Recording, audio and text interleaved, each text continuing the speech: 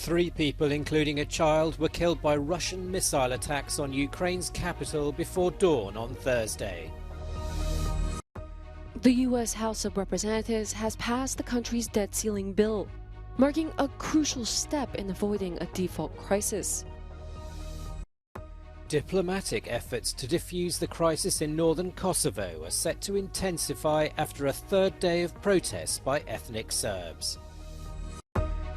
Sevilla beat Roma to win a 7th Europa Cup title after settling a 1-1 draw in a 4-1 penalty shootout.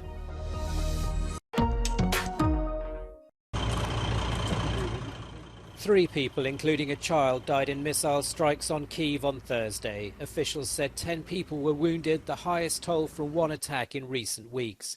After 17 reported attacks on the Ukrainian capital in May, mostly using drones, Russia started June with a pre-dawn bombardment of Kyiv using missiles launched from the ground. The official advice for residents is to heed the air raid alerts and to stay in shelters or other safe locations.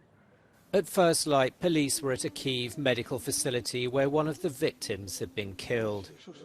As Ukrainians counter the toll of Russia's relentless attacks on its citizens on Thursday morning, Moscow claimed 8 of its people had been injured in what it described as a sustained Ukrainian bombardment of the Russian city of Belgorod. The Republican-led U.S. House of Representatives has passed the country's debt ceiling bill, crossing a crucial hurdle to potentially avert a dangerous default that could have led to catastrophic consequences for the U.S. and global economy. Yeas are 314, the nays are 117. The bill is passed. Without objection, a motion to reconsider. The bill will now move on to the Senate, where it is expected to receive swift approval before a Monday deadline. When the U.S. Treasury said the country would run short of money if the bill is not passed by Congress. The package leaves hardly any lawmakers fully satisfied, but President Joe Biden and House Speaker Kevin McCarthy have managed to pull together support from the political center, a rarity in divided Washington, testing the leadership of the Democratic president and the Republican speaker.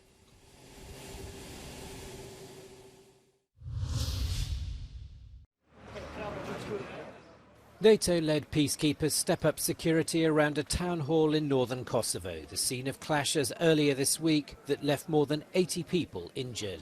On Wednesday, hundreds of ethnic Serbs rallied outside Zvecan's town hall for a third consecutive day.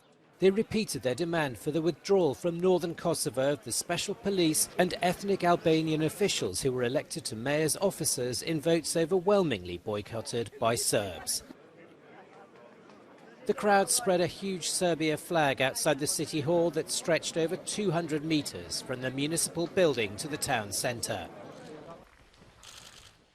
International efforts to defuse the crisis are underway. European officials have already met with Serbian President Aleksandar Vučić, while Kosovo Prime Minister Albin Kurti has been in talks with other EU officials on the sidelines of a conference in Slovakia. Discussions are to continue. The unrest has raised fears of renewed conflict in the troubled region. NATO is sending 700 additional troops. A German government spokesman said Chancellor Olaf Scholz and French President Emmanuel Macron plan to meet the leaders of Serbia and Kosovo on Thursday. The German government is closing 4 of Russia's 5 consulates in the country. Only the Russian embassy in Berlin and 1 consulate will remain open. This is a retaliatory measure after Moscow recently restricted the number of German diplomats allowed to stay in Russia to 350. German Foreign Ministry spokesperson Christopher Berger has stressed that by this move, the Kremlin only escalated tensions. He's called it an unjustified decision that's forcing the government to make major cuts across the board. In the midst of a diplomatic standoff, Germany will also reduce its open diplomatic headquarters in Russia to a minimum. Berlin will shut consulates in Yekaterinburg, Novosibirsk and Kaliningrad by November. Only the embassy in Moscow and the consulate in St. Petersburg will remain. This is the latest blow in relations between the two nations since Russia launched its war in Ukraine. 7 people were arrested across Germany on Wednesday for allegedly helping finance the so-called Islamic State's activities in Syria. The 4 women and 3 men allegedly collected donations via the social media channel Telegram for the terrorist organization. According to prosecutors, the money was used to send supplies to members of the group held at 2 camps in northern Syria. In some cases, it helped inmates escape detention. The group transferred at least 65,000 euros to Syria, according to prosecutors. For the first time, some 16 scientists and experts handpicked by NASA have held a public meeting on UFOs. The group is investigating 800 mysterious reports, though no flying saucers have been confirmed.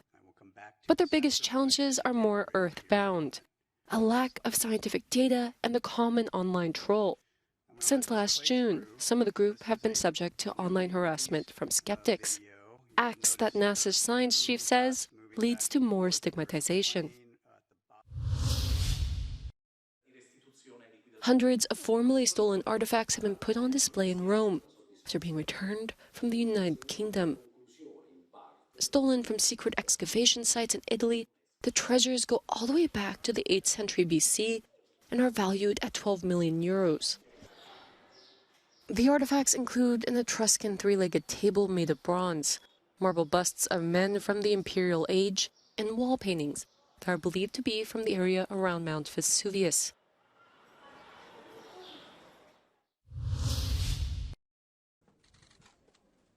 The European Union and the United States say they are unified in their approach to dealing with China, despite differences behind the scenes. It's one of the major questions currently looming over EU-US relations, who met in Sweden's Arctic Circle on Wednesday for the 4th Trade and Technology Council aimed at boosting cooperation. Washington has long been calling for a reluctant Brussels to take a tougher stance on Beijing, including calling them out on their alleged anti-competitive behavior. Both sides, however, are presenting a united front. We all benefit from trade and investment with China, but as opposed to decoupling, we are focused on de-risking. And you've heard the same language coming from leaders on both sides of the Atlantic. The reality is quite different, though. Within the bloc, opinions on what to do about China vary greatly. European Commission President Ursula von der Leyen has taken a more hawkish stance on the matter, falling into line with a tougher view from Washington. But some countries, including France, don't necessarily agree with this approach, particularly when it comes to cutting or reducing trade ties. At this point in time, I think there's still a reluctance to take on the same US line. European countries have export and import interests in China. Many European companies make a lot of money in China. But at the same time, I think there is a recognition in Europe that China will continue to be a big player in the global system. And this US kind of confrontational course of action is seen as problematic for that reason. Despite differences on China, there are things that the EU and US agree on. This includes developing a joint voluntary code of conduct for artificial intelligence, announced as in the works. We have different legislative procedures. It will take 2-3 years at best before that would come into effect. And we're talking about a technological acceleration that is beyond belief. And here we think it's really important that citizens can see that democracies can deliver. Both Brussels and Washington would like to bring all democratic countries on board with the Code of Conduct on AI. Where China fits into this, though, is a question that remains to be seen.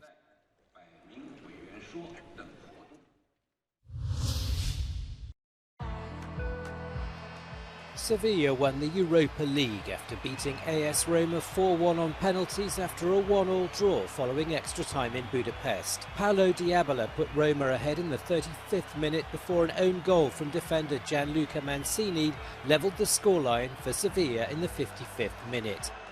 Mancini and Ibanez missed their spot kicks for Roma, while Ocampos, Lamela, Rakitic and Montiel all successfully converted for Sevilla.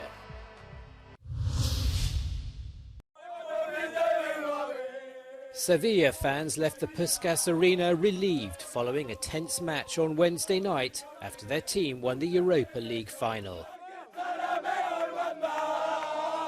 Oh, of course I'm happy. I have gone for 4 finals. This is the first one we won. This is incredible. This is amazing. We have a very bad season. We thought we were going to go to second division, and here we are. We are Europa League champions, and we are in Champions League. Viva mi Sevilla, vamos campeón.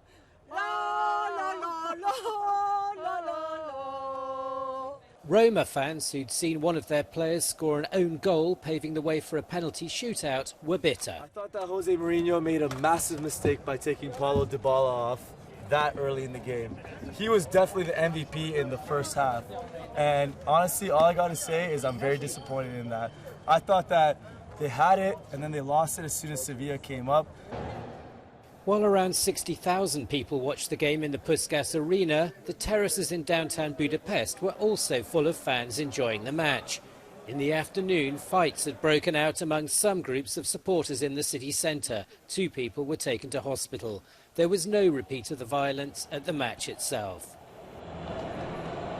Egy nagyon hosszúra nyúlt meccs után rendkívül csalódottak a Róma szurkolói, akik szerint ez a játék elvesztegetett lehetőség volt, és a legtöbben az edzőjüket szítták. A Sevilla szurkolói azonban mérhetetlenül boldogok. Úgy tűnik, hogy csapatuk legyőzhetetlen az Europa Liga döntőjében. Ez volt a 7. győzelmük. Senuda Nóra, Euronews, Budapest.